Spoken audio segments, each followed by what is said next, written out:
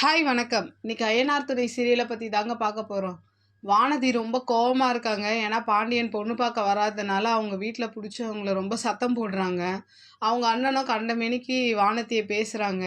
அப்புறம் அவங்க மாமாவும் உட்கார முடியாமல் மணி ஆயிடுச்சு, இதுக்கு மேலே வரமாட்டாங்கன்னு சொல்லிட்டு அவங்க மாமாவும் கிளம்பி போயிடுறாங்க. இதை தாங்க முடியாமல் வானதி ரொம்ப கோவமாக இருக்கும் போது அப்போ தாங்க வராரு பாண்டியன். அவங்க வீட்டுக்கே போயிடுறாரு. வானதி வீட்டுக்கே போயிட்டு எல்லா உண்மையும் சொல்கிறாரு. இந்த மாதிரி இப்போதைக்கு கல்யாணம் வேணாம், எங்கள் அண்ணனுக்கு முடிஞ்சதுக்கப்புறம் பண்ணுறேன்ற மாதிரி சொல்லும் போது அவங்க வீட்லேயும் கோவப்படுறாங்க.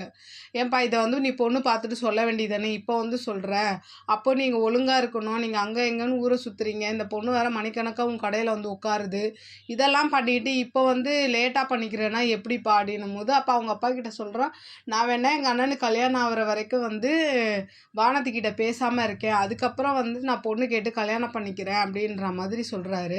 ஆனால் நான் கண்டிப்பாக வானதியை கல்யாணம் பண்ணிப்பேன்னு சொல்கிறாரு. எங்கள் அண்ணனுக்கு முடிஞ்சு வர்றதுக்கப்புறம் நான் கண்டிப்பாக பொண்ணு கேட்டு கல்யாணம் பண்ணிப்பேன்ற மாதிரி சொல்லிட்டு அங்கேருந்து மன்னிப்பு கேட்டு கிளம்புறாரு. அப்போ வெளியில் வானதி பேசுகிறாங்க, பயங்கரமாக திட்டுறாங்க. ஏன் இப்படி என்னை நம்ப வச்சு ஏமாத்தினேன் அப்படி இப்படின்னு திட்டுறாங்க. இவரும் சொல்கிறாரு, நான் சொன்னால் நீ கோவப்படுவேன் தான் நான் சொல்லலை, அப்போ இப்போ மட்டும் நான் சந்தோஷமாவா இருக்கேன், ஏன் இவ்வளோலாம் என்னை கஷ்டப்படுத்துகிற, அவங்க முன்னாடி நான் உன்னை எவ்வளோ இதுவாக பேசி வச்சுருந்தேன், இப்போ அவங்க முன்னாடியே என் குடும்பத்துக்கு முன்னாடியே என்னை நீ இவ்வளோ அசிங்கப்படுத்திட்டியே, இப்போ என் அண்ணன் சொன்னது போல தானே நீயும் நடந்துக்கிட்ட அப்படி இப்படின்னு கண்ணாபுண்ணான்னு கத்துறாங்க. அப்போ இவர் எவ்வளவோ பேசி பார்க்குறாரு. அவங்க சமாதானம் ஆகிற மாதிரியே இல்லை. வானதி ரொம்ப கோபமாக இருக்காங்க.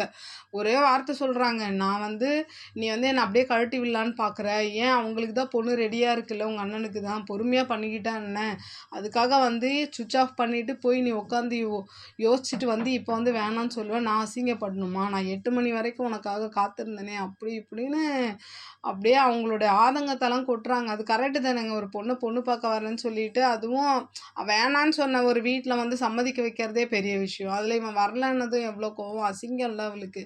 அதனால் ரொம்ப இது பண்ணிவிட்டு அப்புறம் சொல்லிடுறாங்க, நீனா என்ன இப்போ எங்கள் அப்பா கிட்ட சொல்கிற, என்னை பார்க்க கல்யாணம் முடிகிற வரைக்கும் பார்க்க மாட்டேன்னு வர சொல்கிறியே, அப்போது உனக்கு நான் பிடிக்காம போயிட்டேனா, எனக்கு அப்பயே தெரியும், ஏன்னா எல்லா பொண்ணுங்களும் லவ் பண்ணுறாங்க, பசங்க தான் தேடி வரானுங்க, ஆனால் நான் தான் உன்னை தேடி தேடி லவ் பண்ணிட்டேன் போல், அதனால தான் உனக்கு என்னோட இது புரியாமல் போச்சு, இனிமேல் நீ சொன்ன மாதிரி தான், இனிமேல் வானதி வாழ்க்கையில் பாண்டியன் இல்லை அப்படின்ற மாதிரி சொல்லிடுறாங்கங்க. உனக்கும் எனக்கும் இனிமேல் எந்த சம்மந்தமும் இல்லை, நீ என்னை வேணான்றது, நான் உன்னை வேணாம் சொல்கிறேன் அப்படின்னு சொல்லிட்டு அவங்க பாட்டு போகிறாங்க. பாண்டியன் அப்படியே கெஞ்சிக்கிட்டே போகிறான், இல்லை வானத்தின்றான். அப்போ கூட முடியாதுன்ட்டு அவங்க பாட்டு போயிடுறாங்க. அப்படியே கேட்டை சாத்திட்டு அப்படியே அழுதுகிட்டே போயிடுறாங்க.